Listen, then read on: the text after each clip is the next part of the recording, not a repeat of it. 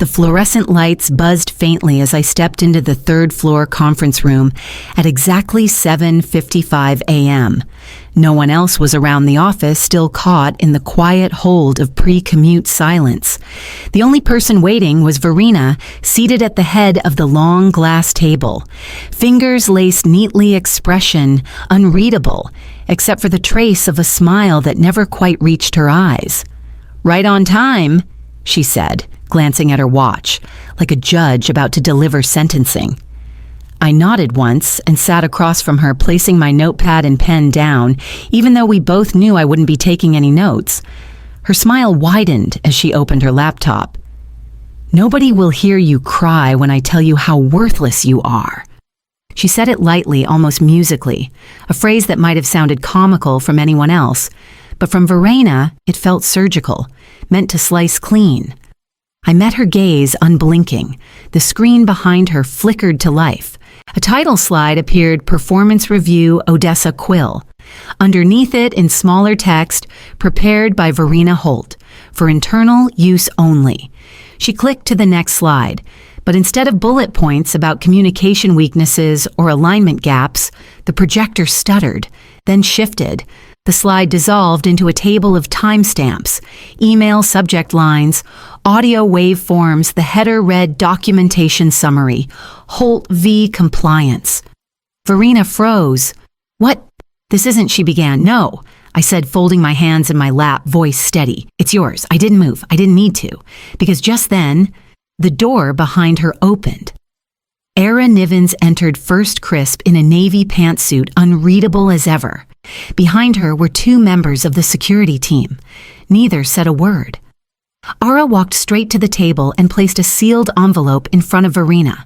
Verena's fingers hovered over the keyboard. She glanced at me, then at the envelope, then back at the screen, still displaying her voice from a one-on-one meeting 6 weeks earlier, the one where she'd told me I was lucky to still have a badge. "What is this?" she whispered. Era's tone was calm. "An immediate compliance review. You may want to read what's inside before continuing this meeting." Verena didn't move, but the smile she'd worn like armor was already slipping. I leaned back slightly, and for the first time in months, I breathed. Because to understand what really led to this moment, you'd have to go back to the first day I met Verena Holt. 6 months earlier, I stood in front of the glass doors of the Innovation Division resume, still warm from praise. My last project, an accessibility-first redesign of our flagship app, had outperformed every KPI, even drawing a quiet nod from the CEO. The promotion came fast, a transfer to headquarters, more visibility, more pressure. I said yes, without hesitation. Mostly for Nolan, my 8-year-old nephew. After my sister passed, he became my why. And with his specialized therapy bills stacking higher than my savings, stable income wasn't optional. It was oxygen. Verena Holt was the first person I met that morning. She offered a firm handshake and a thin smile. "We have high expectations here," she said, walking me past open concept desks and sleek minimalist pods. "I hope you're not just a portfolio star." Her tone was smooth, nonchalant, but something about it caught at me like a thread pulling free from a tightly knit sweater. Still, everything seemed fine that first week. I met the team Caspian in research, Eli in data ops, and Nadia, the only person who smiled with her eyes. I read the room quickly, polite, professional, cautious. No one gossiped. Conversations dipped when Verena entered, but I told myself I was imagining things. The first red flag arrived with a calendar notification I never got. Nadia asked if I was joining the Q3 rollout alignment. I blinked. "What meeting?" She tilted her head, confused. "Verena said you were briefed." I wasn't, and when I checked the thread later, my name was missing from every message. That afternoon, I asked Verena directly. She shrugged. "Must have been a system error. I'll loop you in next time."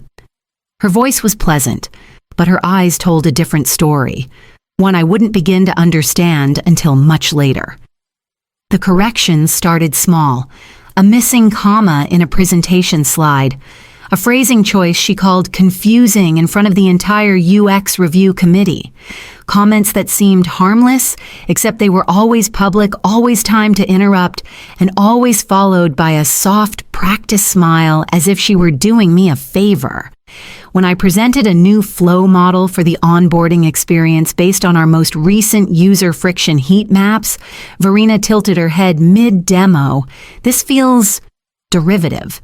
Didn't Brenton try something similar last year? I paused, caught between defending the originality of the idea and trying not to appear defensive. Brenton had left the company a year before I joined, and the archives showed nothing close to what I'd proposed. But the damage was already done. Every eye in the room had flicked toward me just for a second, wondering if she might be right. Later that week, I was scheduled to present our A/B test results to the exec team. 30 minutes before the meeting, Verena messaged urgent usability report needs fixing. Can you get it done by 1 p.m., the same time as my slot? She offered to cover for me at the presentation. She did. And when the summary notes came out, the proposal was listed under Team Holt. It was starting to look less like oversight and more like a blueprint. I began saving everything: raw files, slide decks, version history, Slack threads. I created a private drive, mirrored it weekly, and sent myself encrypted summaries at night. It felt paranoid but necessary. There was a brittleness behind Verena's composure. I'd only started to notice the kind that snapped when threatened. Over lunch, Nadia once leaned in and murmured, without looking at me, "Do you know Cambria?" I didn't, but the name had come up before whispers mostly. A top-tier product lead who'd transferred into Verena's team and left within 5 months. She was brilliant, Nadia said quietly, but she stopped smiling by month 2. That night, I searched Cambria's internal profile. No farewell post, no transition memo, just a deactivated account and a line in the org chart where her name used to be. By the end of that week, I knew I wasn't the first, but if I played this right, I could be the last. The bug reports came in quietly buried under generic feedback tags, confusing navigation, unable to complete form missing labels. On their own, they looked like noise-normal UX clutter. But after a week of late-night combing, a pattern emerged, all from users relying on screen readers or keyboard navigation, all pointing to compliance failures that should have never made it past alpha. I compiled the issues into a formal summary, cross-referenced with our accessibility benchmarks, and ran it through our internal QA logs. The results made my stomach drop. Verena had approved the launch readiness report 2 weeks earlier, yet nowhere had these failures been mentioned. Worse, some of the flagged areas had been marked as validated and passed. I printed the evidence, annotated the discrepancies, and brought it to her office. She barely glanced at the first page before sliding it back across the desk. "Thanks, Odessa," she said smoothly. "But accessibility audits fall under ops. It's not really our lane." I stared at her. "We're the design team. We own usability. That includes accessibility, especially for a federal product." Her smile didn't waver. "Then, trust the process. If there's an issue, ops will surface it. Otherwise, let's focus on our side of the work." 2 days later, I was removed from the project. No explanation. Just a new folder reassignment and a cheerful ping from "Eli, looks like you're off the dashboard revamp. Want to sync on the file handover?" I didn't respond. Instead, I sat at my desk that night staring at the internal wiki page for federal accessibility standards. At the bottom was a contact link, Department of Digital Equity, U.S. Office of Civil Rights. I didn't click it. Not yet. But I did something else. I downloaded every version of the launch reports Verena had signed off on, compared each one, marked every redaction, every shift in language, every section that disappeared between drafts. Silence was her weapon. She wielded it like a scalpel, cutting away evidence, accountability, and the people who noticed. But I wasn't going quiet. I just needed the right moment to make noise, and I knew exactly where to look for it next. It took 3 tries before Cambria responded. I'd messaged under the guise of UX continuity. hoping to pick your brain about the onboarding flow you worked on last year. She replied 2 days later, agreeing to a short call. Her voice was careful, polite. But the moment I said Verina's name, the temperature changed. "She's still there?" Cambria asked, not hiding the edge in her tone. I told her I was new to the team, that I'd noticed some inconsistencies, that I was trying to understand the culture. Cambria didn't laugh, but something in her exhale said, "I remember that stage." She took credit for my work, then called me difficult when I asked questions. By month 4, I was on a development track. No paperwork, just sudden exclusions. Every 1-1 felt like a slow erasure. She paused. I should have pushed back. I just thought I was the problem. I hesitated, then asked if she knew anyone else it had happened to. Brinley in data strategy, Leora from comms, Celestine who ran platform ops before Nadia. All of us left within 6 months. I jotted the names down, heart pounding. I kept a folder, Cambria added softly, but I never sent it anywhere. I thanked her, promised to follow up. She told me to be careful. That night, I cross-referenced the names. Every one of them was marked voluntary departure. No red flags, no exit interview data, just gaps. It wasn't just a personality conflict. It was a pattern, a purge of high-performing women with strong voices. When I opened my laptop Monday morning, the notification was already waiting in my inbox. Subject, comprehensive performance review. Time Monday, 8:00 a.m. Note, mandatory attendance. Expect an emotional conversation. I stared at it for a long time. There it was, the same message Cambria had described nearly word for word. This wasn't a review, it was a performance. And Verina was expecting me to break on cue. I didn't sleep the night before the meeting.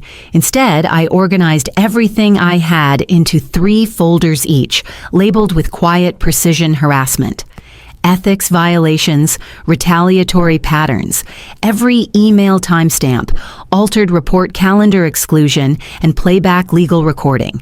I added annotations, cross-reference timestamps, highlighted language changes between document versions. I reviewed it twice, then once more. At 2:16 a.m., I drafted a single email. Subject, concerning pattern of misconduct. Urgent review attachments. 3 password-protected files. Recipients, corporate legal, ethics committee, human resources, Atienne Ara Nivens. My message was brief, no adjectives, no emotion. I believe the enclosed documentation shows an ongoing pattern of behavior that includes professional sabotage, harassment, and suppression of legally mandated reporting standards regarding user accessibility. I am scheduled for a comprehensive review at 8:00 a.m. today. I have reason to believe this meeting is a pretext for retaliation. I request immediate intervention and review of the materials enclosed. I clicked send at 2:28 a.m. I stared at my inbox, refreshed, then closed the screen. My hands were shaking. At 2:57 a.m., a reply came through from Ara Niven's office. Received. Do not reply. Do not speak to anyone. Attend the meeting as scheduled. No signature, no comfort, just instruction. But something about the speed of the reply felt different. I didn't know at the time that Ara had seen Verina's name in the subject line and opened the attachments before her assistant even flagged it, that she'd zoomed in on the message like it was a long-expected diagnosis. I didn't know she'd forwarded the documents to the chief people officer within 10 minutes, or that she'd already pulled Cambria's name from our exit file 2 months earlier and requested a second review. I just knew something had shifted. Not loudly, not yet, but definitively. At 7:04 a.m., I arrived at the office. At 7:17, I walked into the 3rd floor conference room. At 7:59, I opened my laptop, already connected to the projector. At 8:00 a.m., sharp Verina walked in, and this time I was ready.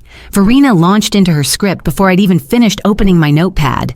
She clicked forward confidently, the slide bearing my name stretched across the screen. Let's begin with some concerns around Odessa's recent performance trends. She said, eyes locked on me like she was already reading the verdict. Then the screen glitched. The next slide loaded, but it wasn't hers. Instead of graphs or fabricated bullet points, an audio clip autoplayed her voice from 6 weeks ago, curt and clear. Frankly, Odessa's too focused on being right. She doesn't know how to stay in her lane. Verena froze, clicked again. A new slide appeared, a document version comparison, hers on the left, mine on the right. All the redacted warnings highlighted in yellow. She spun toward me. "What is this?" I said nothing. The conference room door opened behind her. Ara Niven stepped inside, flanked by 2 security staff. She walked past Verena and placed a sealed envelope gently on the table between us. "Verena," she said, evenly effective, "immediately you are being placed on administrative leave, pending formal investigation." Verena blinked. "You're joking." Ara didn't move. "We've reviewed your documentation. We've also reviewed the unaltered files Odessa preserved. The discrepancies are deeply concerning." Security stepped forward, calm, but unmistakably present. Verena backed up, voice rising. "This is absurd. Her work has always been subpar. She's been unstable since she got here. Ask anyone." Ara didn't flinch. "That's enough." Verena looked at me like I had betrayed some unspoken contract, but the truth was I'd never signed it. As she gathered her laptop, she turned once more low and venomous. "This isn't over." I looked her in the eye. For the first time in 6 months, I felt nothing. "It is," I said. She left without another word. The room stayed silent even after the door clicked shut. Ara nodded once. "You'll be meeting with the executive team in 20 minutes. They've requested a full briefing on your documentation." I closed my laptop slowly. My hands weren't shaking. Not anymore. I spent the rest of that day answering questions behind closed doors. They brought in a compliance officer, then a senior member of the ethics committee, each one more careful than the last, like they were handling something volatile, which in a way they were. By the following morning, the scope had already widened. Ara's team had pulled Verena's internal folders and uncovered a second set of encrypted files on her private drive. Hidden evaluations, shadow versions of performance notes, drafts of coaching feedback that were never sent but referred to in later documentation as if they had been. Cambria's name was in there, so were Brinley's, Leora's, and Celestine's. Same pattern, glowing feedback replaced with fabricated behavioral concerns, inflated claims of underperformance, careful records of isolated mistakes made to look like recurring issues. She'd kept 2 sets of books, one for the system, one for control. Worse still, peer reviews had been deleted or altered ones that had praised me, even some that had recommended me for leadership roles. Quiet voices I didn't even know had tried to support me erased before I could ever hear them. It wasn't just manipulation, it was engineering. Her tactic was as precise as it was. Cruel, identify high-performing women, remove them before they could create too strong a baseline, and replace them with hand-picked hires who would start low. That way, when the metrics improved later, it looked like Verena was driving growth. Performance bonuses followed, so did praise from leadership, and no one thought to question why the turnover was so consistent. Ara sat across from me, her voice quieter now. This went deeper than we realized. She didn't just silence individuals, she restructured reality. I nodded slowly. How many others were still counting? I didn't say anything. I didn't need to. Because whatever number they came up with, I knew the damage couldn't be measured in metrics, but it could still be undone. And I intended to start with that. The offer came 2 weeks later, delivered in a quiet conference room with no fanfare. Meredith, the COO, slid a folder across the table with a title I hadn't expected to see: Director of Integrity and Innovation. It was more than a promotion. It was a pivot out of product, out of Verena's wake, and into something new. The role would report directly to Meredith and work across departments to design systems of accountability, ethical design reviews, anonymous reporting pipelines, bystander training, and equity audits, not reactive fixes, preventative frameworks. This wasn't a position we had before, Meredith said. But after reviewing everything you brought forward, we realized we needed one. I asked for time to think, though I already knew the answer. When I accepted, I requested a few things quietly, carefully. First, that we contact those who'd left under Verena. Not just a statement of apology, but an invitation. Not everyone would want to come back, I said, but they deserved the option. Cambria was the first to return. She stepped into the office like someone who had finally been told they weren't imagining it. I made her my deputy without hesitation. Her clarity was sharp, her instincts better than mine. Together, we rolled out the Phoenix Framework, our internal language for rebuilding culture. We launched confidential reporting tools that bypassed the usual managerial path. We built training sessions focused not just on leadership ethics, but on the role of bystanders. Silence, we reminded people, is not neutrality, it's participation. HR followed through with formal apologies, written personal and public to each of the employees Verena had targeted. Some returned, some replied graciously but declined. Others didn't answer. I didn't blame them. Restoration doesn't erase what was lost. It only says we see it now, and we won't let it happen again.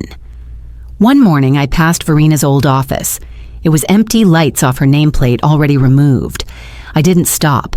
There was someone else I needed to speak with, someone who'd left quietly long before I knew what I was walking into. Verena tried to sue 6 weeks after her dismissal. Wrongful termination, defamation, retaliation. The company's legal response was clinical and immediate. The documentation I'd preserved spoke louder than any lawyer could. Her claim dissolved before it reached the first mediation. A month later, I heard she'd taken a consulting role in a private startup outside our industry. She made it 12 days. Then the regulatory findings became public. The accessibility violations, the manipulated reports, the pattern of targeting women with high-performance scores, it all surfaced in a federal summary. The startup terminated her without a statement. That was the last time her name came up in official channels. By then, I had shifted focus. The Phoenix Network began as a one-page idea scribbled during a layover, something small, just a support group for employees navigating the aftermath of toxic leadership. But it grew quickly. HR offered resources. Legal shaped the guidelines. People showed up. We hosted sessions for rebuilding professional identity, workshops for spotting quiet abuse in plain sight, mentorship programs that paired new hires with survivors of systemic silencing. I started speaking publicly at conferences, webinars, private panels, not about Verena, about what allowed her to thrive, and how it nearly broke me, about why integrity should be structured, not assumed, about how power isn't just what you use, but what you fail to question. Sometimes I still hear echoes of her voice in certain rooms. I hear it in a supervisor's condescending tone or in a performance note that lacks evidence. But now those moments don't pass unchallenged. The structure we built holds the weight she once used to isolate others. And every time I see a name reappear in our internal systems, someone who once left quietly, now choosing to return, I feel something shift a little more. We're not perfect, but we're louder than we were. She said nobody would hear me cry. She was right. There were no tears, only the sound of justice unfolding.